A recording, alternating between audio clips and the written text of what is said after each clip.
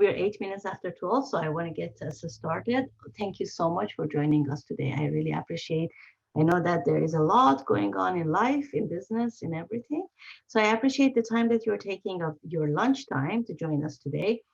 Um, I'm going to share my screen with you. So there's a little bit of a structure about what we're going to do today together.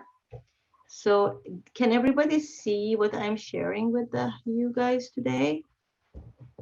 Yes. Yes. Oh, wonderful. Yeah. So let me give you a little bit of overview of the structure of our work together today. My intention personally is not just to give you information, because you can get information from anywhere in the universe. The world is full of information. My intention of our work together today is to give you information and allow you to have a space to have a space for you so that you can make some decisions or make some changes based on what you learn from this today together. So that's why we said in our marketing that this is a neuroscience and mindfulness coming together, because I will tell you about the science, and together we will hold a space. I will hold a space for you so you can make some decisions or some conclusions based on who you are, your experiences, and what matters to you, because that is very unique to each individual person. So, having said that, we're going to have information, we're going to have breakout rooms. I encourage you to participate, because it's through the participation that you allow yourself to think and to see what is it that you want to take out of this hour with us today. Does that sound fair to everybody here? Nay, nay. You can. Okay, yes. Awesome. I see some reactions. Yes. Awesome, awesome. Yes. Thank you. So let's make sure that we are in the right place. So who is this for? This is for everybody who wants to understand their brain and how fear impacts their brain. This is for entrepreneurs who have feel that COVID-19 time has led them to feeling stress and anxiety. And this is for professionals who feel that their productivity and focus has been impacted by all these things that have been thrown to us or thrown at us since March 2020. And everybody who is thinking, what is resilience? What is it that everybody is talking all of a sudden about resilience? How do I build that thing in me? So we're going to talk about that. And basically, what I have seen is uncertainty. It is bothering a lot of people. We live in a society and in a world that is all about being certain, being in control. And we are being thrown into the middle of this tornado all of a sudden. And a lot of people are very uncomfortable with that, because uncertainty hasn't been part of their equation as far as it comes to their conscious mind. So this is for all these people who have any kind of association with what I just shared with you. Are you in the right place? Ask yourself. If you are, let's move together. If not, save yourself an hour of your life and time. So, who am I? Why should you be listening to me?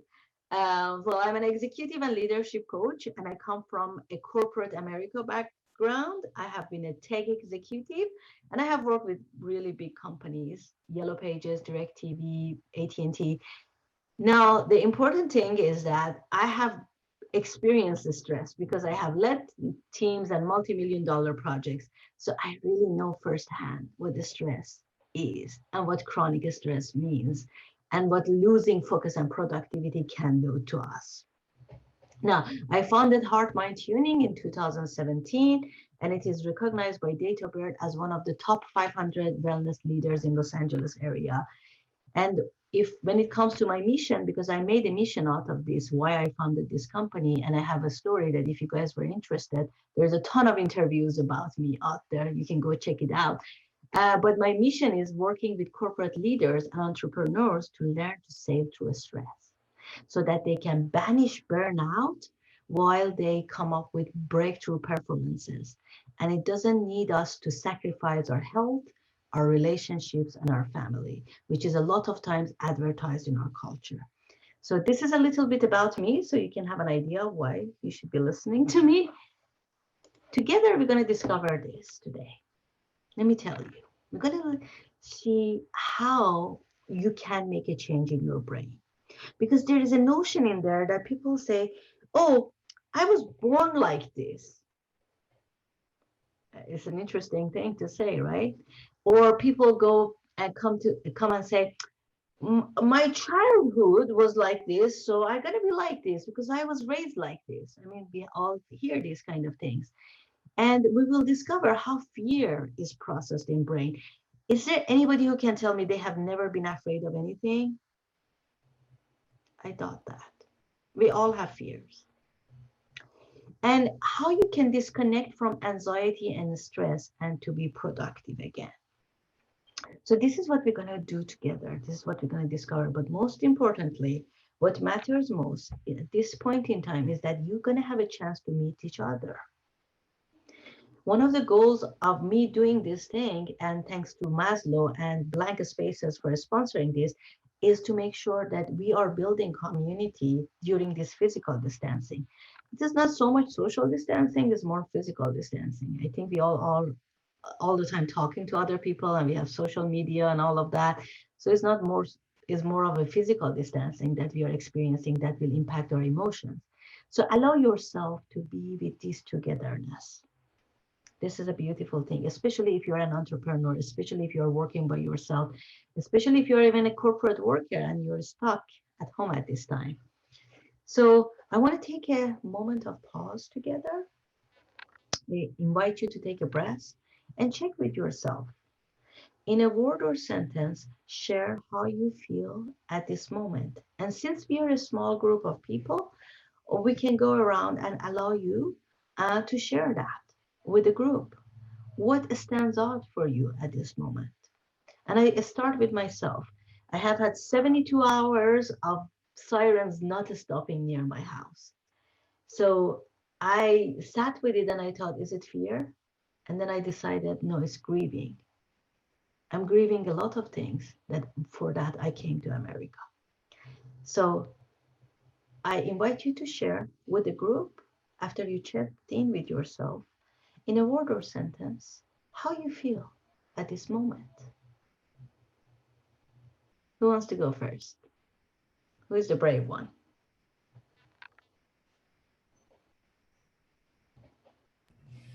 I'll go. Please. It's Lena. I'm feeling very well. I'm feeling calm. I'm checking in, like my body. I feel calm. I'm feeling very grateful. I am in a place right now where I do feel safe, and I'm really experiencing. I have been feeling very physically safe through the entire COVID phenomena, and now I'm still feeling physically safe with all the unrest that is going on. And I'm just feeling very grateful for that, and conscious of my friends and family who are in other places who may not be so physically safe. Thank you for sharing that, Lena. You are aware that you are feeling safe and you're grateful for that. Who wants to go next? I'm aware that I'm feeling tense. Tense. I think, yeah, well, Fern, I think that was Fern, right? Yes, that's fine. Yeah, you're tense. That is what you're feeling. Okay, thanks for sharing. Who else wants to go? Okay, Afro's here. Yeah, Afrosia. Yeah, I mean, it sounds strange if I say that, but that's how I feel. I feel hopeful. I have a lot of hope right now. Although I'm not very happy with the current situation, but because I'm aware of the fact that life is very, very dynamic, I know it's not going to be like that. So I am very hopeful right now. Beautiful. Thanks for sharing. Who wants to go next? I'll go. I can. Oh, go ahead. No, go ahead, Robert. Nisha, go. I just want to say I feel overwhelmed, but I would say I agree with Afroz. At the beginning, it was the change was being out of the norm and out of the routine was a novelty that I actually embraced, and I found it to be interesting. And and was very hopeful. But I feel at this point, I think I feel a little overwhelmed and back to a different routine that is sometimes makes me very uncomfortable and overwhelmed. I apologize for the noise. Thank you for sharing, Nishida. Robert, you want to go? Yeah. I try to stay positive, but sometimes with just, I think it's hard not to get drawn into the news and everything, and then it starts to kind of, you feel like you're losing ground in wanting to be and knowing to be hopeful at the same time, kind of like slipping down this into this kind of negativity, and I don't know how to kind of combat that. It's like you are, if I can understand you correctly, it is like really being in the waves. One wave up, you want to be positive, and one wave down, because you look at the news and you're like, oh my God, what is going on? So that's right. Very understandable. Thank you for sharing that. So you see how range of emotions we were able to share with each other, from hopeful to tense to safe, grateful, and to feeling that things come up and go down for us. And it can happen to any of us. I know that during the day, I feel myself a lot of, sometimes I'm like here, I'm like, oh my God, this sounds good. This happened that like makes me very happy. And sometimes I'm like, okay, when are we gonna be done with this thing? So that's very understandable. Let's use these emotions, guys, together. And I'll show you how. So let's just start with this. Thank you to everybody who shared. Let's go with, what is fear? I want you to really, really stay with it for a second, and remember what fear is, because we can imagine together what fear is. That we are in a dark room and we are alone at home, and house is quiet. I mean, nowadays really quiet happens because there are not that many cars in the streets anymore for now. And then other than the sound of the show that you're watching on TV, you are not hearing any noises, and you're having maybe your popcorn or something, and all of a sudden the front door opens, right? And it's dark in the night. So remember, we all have had those kind of experiences that we jump. If you have a physical reaction, or if we pay attention, we see that our breathing speeds up, our heart rate races. And something that I hadn't paid attention to before, but I invite you to do, is that you will see that your muscles tighten. That's the interesting thing. Why? Why does it? What happens to us at that time?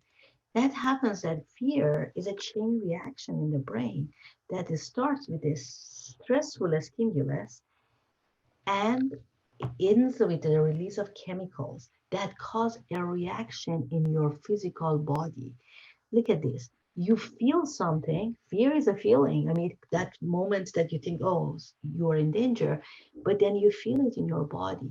Your heart starts beating, your muscles get more energized, and maybe you sweat. I know that I sweat, my palms get sweaty.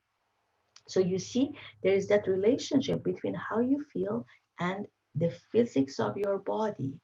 And this is what happens in us, because has been keeping us safe for ages. There is a jump of blood that rushes to your muscles so you can run if you need to. So you can go and hide as fast as possible if you need to. All of a sudden, your body has a different flow of blood mechanism. Now, what does that tell us? That tells us how we have survived all these years. That is the survival. And you see, the emotion has led to a physical reaction in your body that has been our survival stimulus for ages. So what is responsible for that? What is responsible for us reacting when there is a fear? When we see that lion, we go and hide, or we go and and flee. I don't know. I probably will not stay to wrestle with the lion because I don't think I have the strength. Maybe some of you do.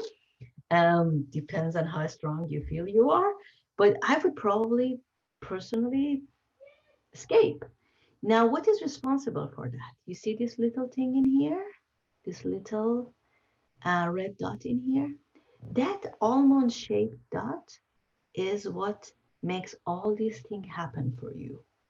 The moment that you feel that emotion of fear and all these physical reactions in your body, they are coming from your amygdala. They are coming from this almond-shaped thing that you see in here.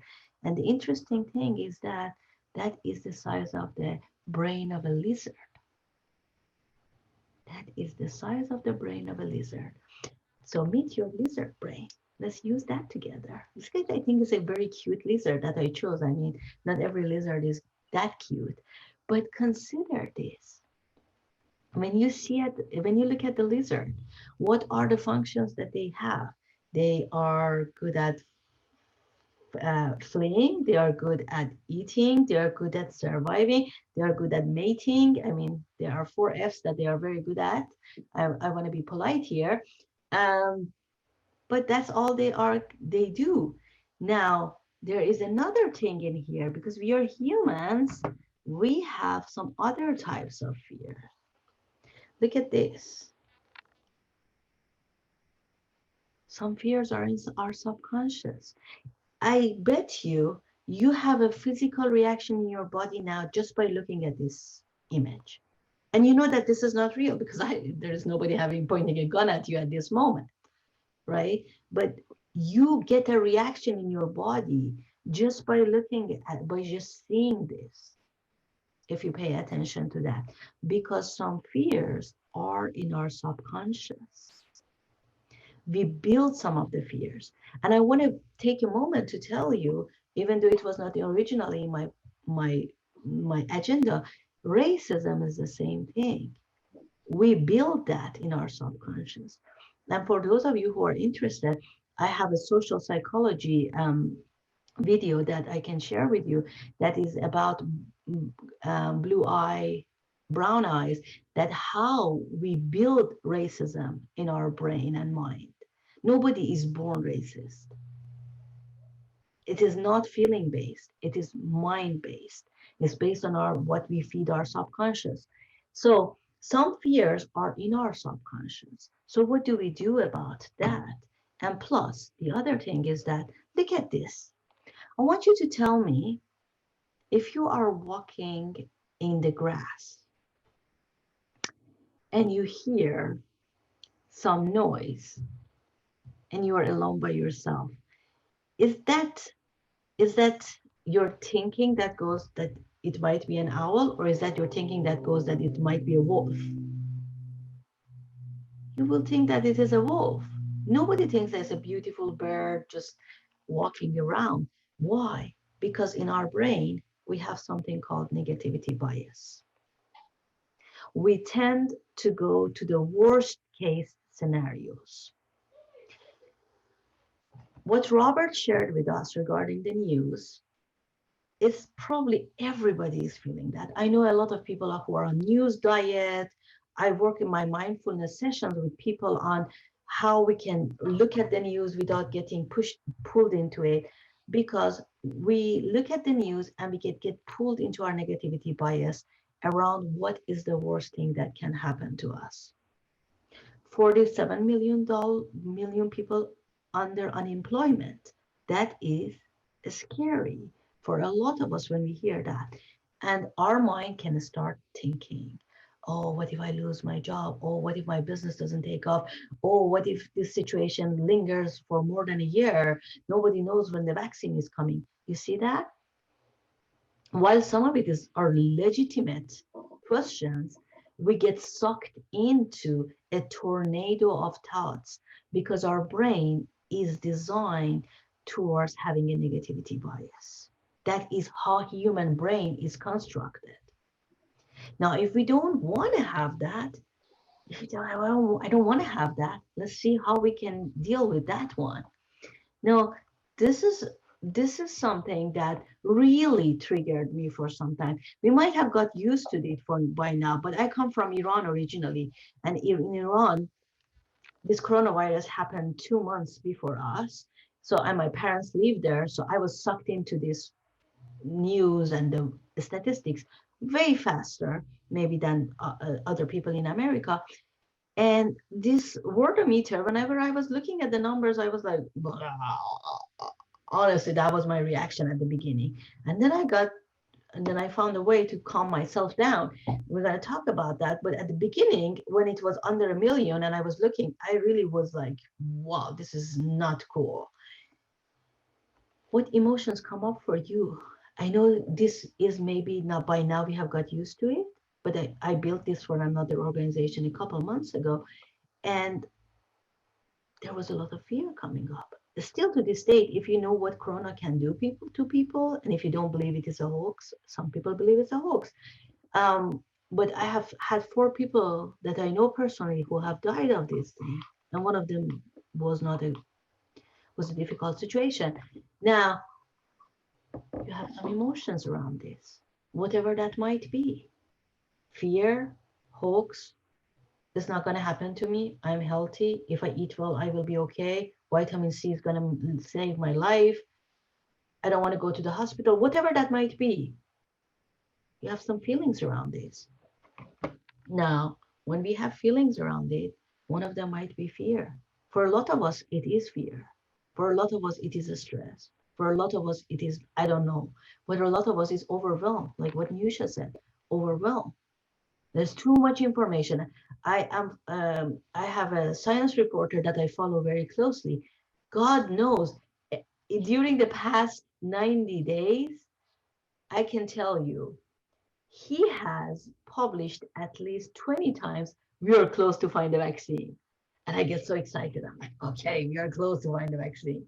And then 5 days later, he comes back and says, yeah, they did not publish the data, or they do not have the human data, or I don't know, something happened, or they find that Corona can do some other thing to people. And I'm like, I feel like that balloon, it gets inflated and gets deflated. So we have a couple of options here. We can just go hide. I mean, you remember we were building forts as a kid and we would go under it. Or whenever we do something wrong, a lot of kids go and hide. And that's what a lot of people do. I know that there are a lot of people who do not even answer their phones. They don't want to be in touch with other people, which is not a useful thing at this moment. We talk about those emotions. Can we function? I mean, I know that this might sound ridiculous to you, but have you seen the people who work in the airplanes nowadays? They look like this. Has anybody flown ever since this thing has happened? They really look like this. I mean, at the beginning, when somebody sent me the picture, I laughed. But then I was like, wow, can we function like that? Can we function? I mean, a person during a flight that is 22 hours, being like this? I mean, there's a lot of things to think about. Some of us are lucky that we don't have to do that. And then this comes up.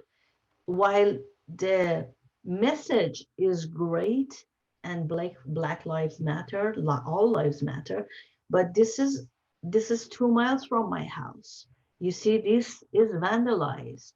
This is the Adidas store on Main Street in Santa Monica. This is a restaurant that is looking like this. The Whole Foods near my house is looking like this. So I have my own emotions around it. When I went this morning to Whole Foods, and I was like, okay, the police has closed the street. So I have never seen this many police patrolling people for going to Whole Foods.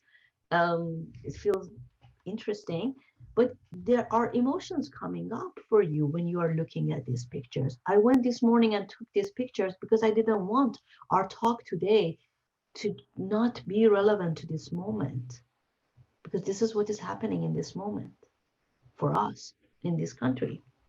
Now, with that said, I'm going to ask you, I'm going to put you in the breakout rooms, and you got to be paying attention to your lizard brain, because your lizard brain has been probably very, very vocal during these past 2, 3 months. What can go wrong? What can happen? How you gonna be? How you gonna have all kinds of difficulties with this situation? So how has your lizard brain showed up during this crisis for you?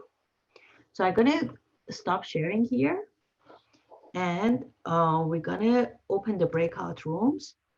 And let me tell you how that goes, because we are a small group. Um, you guys, I'm gonna give you 2 minutes. One person talks and one person listens, and then we're gonna come back.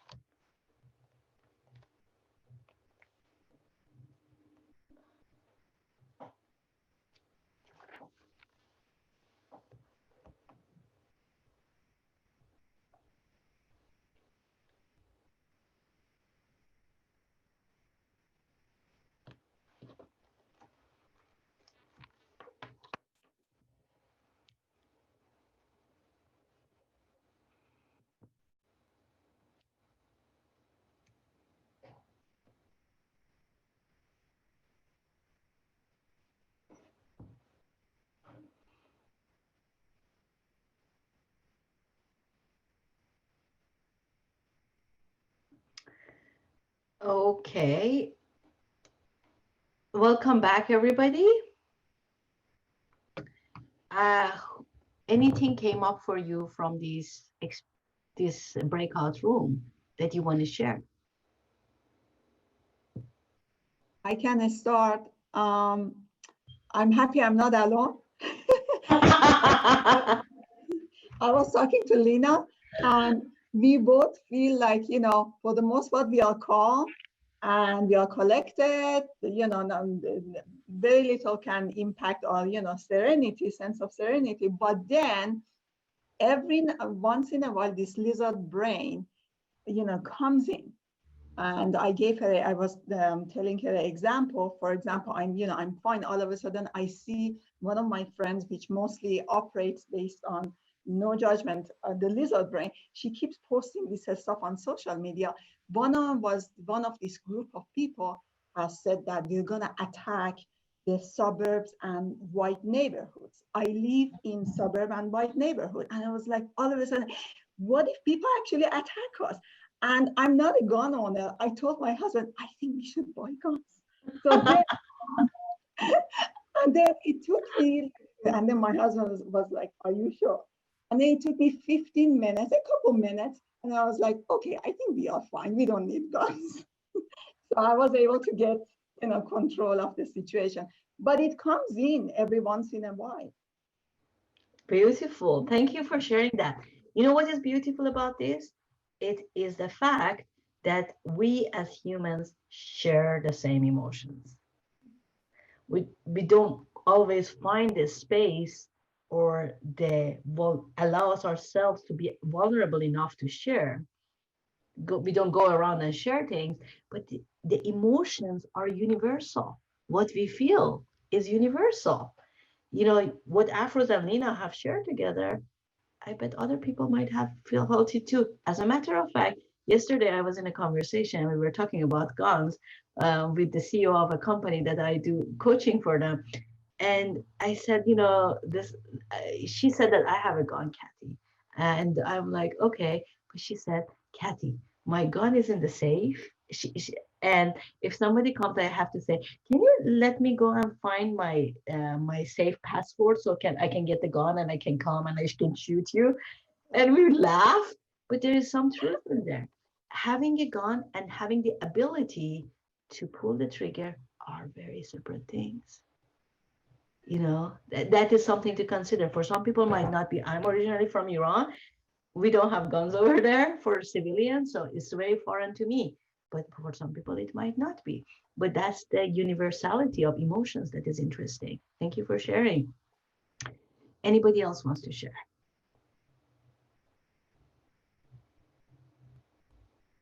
I'll share. Robert and I talked about democracy and how fragile it is and how it can be impacted by the conditions we're experiencing right now. And I think Robert mentioned his worry and fear about the elections and how it might not happen in November if you're under the same situations we are in, or maybe like low turnout because of coronavirus. I guess it was actually quite aligned. I mean, I wasn't thinking about the election as much, but I was not having an election, but I was thinking about how our election can be impacted by if we end up doing mail-in ballots, and how can that impact the participation rates, especially by minorities, young and potentially underprivileged communities, disadvantaged communities, and their access to participate in this process. So we had a little bit of a conversation about that. I don't know if Robert, you want to share anything else? I'm hoping that the young people that are right now protesting would actually do take this seriously and participate somehow. Thank you, Nisha. That is something, and as you can experience, you can testify. We don't have any control over that. We can do whatever we can, but we actually have to do whatever we can and let go of it. And that is the hard piece for us. You see, especially for those of us that we might think that this needs to be changed, that kind of an opinion, that is a hard thing for us to be with it. And sometimes the lizard brain comes and says, this is the doomsday. This is not going to change. We're going to be on this. So paying attention to that is important. Now we're going to go back. Thanks for sharing. And we're going to go back and see what else can we do about this situation for ourselves, for our own sanity in this lifetime. So going back to sharing the screen with you, where is my presentation? Okay. So you should be able to see my screen again. And now we learn some of the signs of lizard brain activation together. It can become overly critical. We can see that it can become overly critical of the situation we are in. It can invent anxiety because there are things that we don't have control over it, but we can be thinking about it non-stop. We can obsess over the details, we can make excuses, and we can procrastinate. Pay attention to how it shows up for you when the lizard brain is activated. How does it show up for you when you feel any kind of these uneasy feelings? Some people take action, some people escape the action. Now, I told you earlier, fear can be learned. This is an experiment that was done at UCLA, if I'm not mistaken. And this is a mouse. And whenever the mouse heard this sound, there was a shaking going on for the mouse. And the mouse, after some time, when it heard the sound, would expect that the shaking is going to happen and would behave the same way, even though there was no shaking anymore. So fear can be learned. So whatever it is that we are afraid of, we basically are teaching ourselves about it. What can we do about it? You tell me, Kathy, you talked about all of these. So what can we do about this? We can unlearn fear. We can unlearn that. And it is hard, but it is possible. How? Let's think about it in terms of our own muscles. You want to make these biceps more strong and more amazing. You go to the gym that doesn't exist at the moment, but when it opens up, or you buy a dumbbell from Amazon that will deliver to you in 2 months, and you do bicep curls, right? That's how you take care of the muscle. Now, in our case, what makes us human and what makes us different from the lizard is that we have another part of our brain in front of our brain, which is our cortex region, which is our prefrontal cortex. And if we are able to quiet our lizard brain, we allow ourselves to go to this other part of the brain, which makes us human, which allows us for memory, executive functioning, decision making, and a lot of other things. But the problem is that we get stuck sometimes in the lizard brain. So we do not have access to this part of our brain. So that's where our work comes in. Now, your new thinking is going to allow you to start practicing that. If you believe that you can change your emotions around, for example, this COVID-19 outbreak, physical distancing, whatever it is, from fear, stress, and anxiety to assets that you can use in your life to give you courage and joy, then you can be productive again. Now, let's see how that would look like in action. You see this little guy? Those of you who have kids, you know that. When they start walking, they fall 1,000,000 times. And they come back up, giggling, and they walk again, and they fall. And they come back again, they walk, and they fall. If you have kids, you definitely have seen this. There is no way you haven't seen this. So that's how the brain works. That's how our brain works. We have to be intentional. The kid is intentionally wanting to learn to walk, and nothing can stop them. So they learn. Learning, intentionality, it takes a lot of efforts to fall those many times. And they allow them to experience discomfort and not give up. They fall, they even get a boo-boo, they get those little scars here and there, but they don't care. They still walk. They don't get afraid. They still stand up and go. So it is important to redefine our relationship with pain too. I'm sure they get hurt too, but they do not want them to stop them. You see how as we get older, when we have a pain, we are like, oh, this is the end of the universe.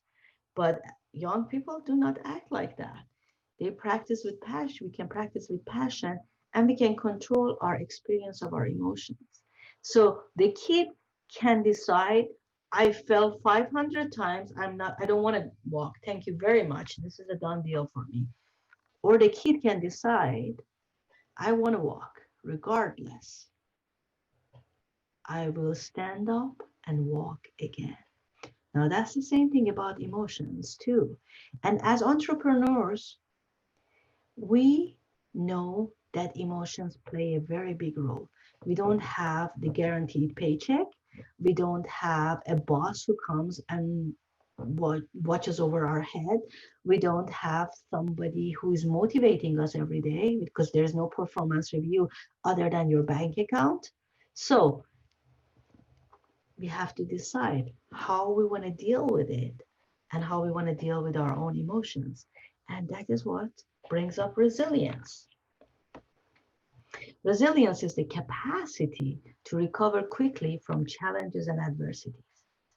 I can't tell you that your life will be free of challenges because that's not going to be a life anymore. That's the exact meaning of death if we don't have any more challenges. It's going to be boring, trust me.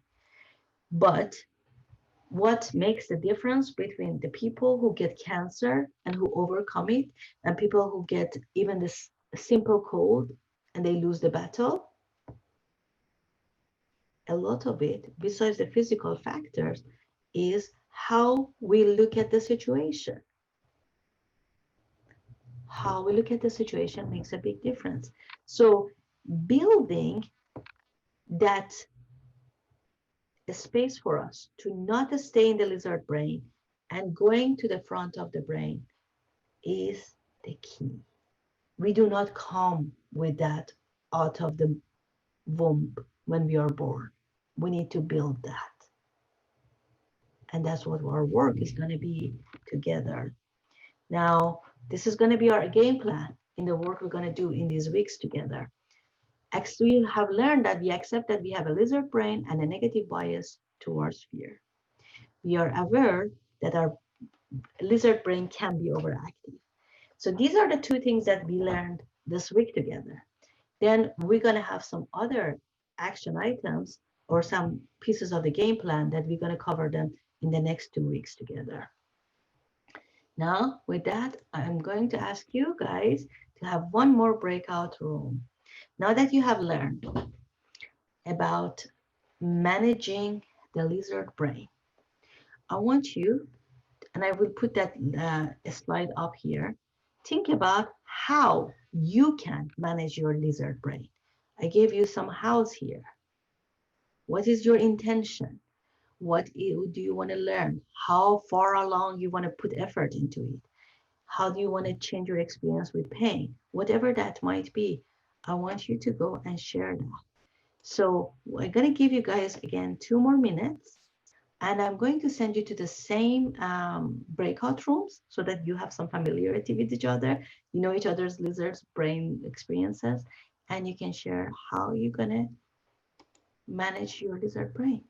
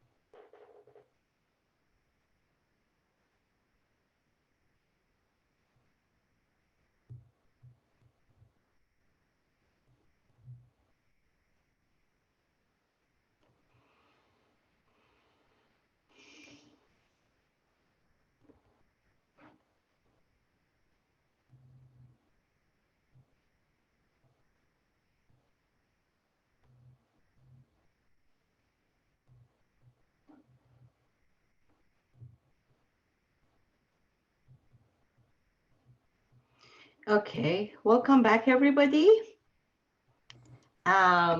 Anybody wants to share what they want to do based on what they learned?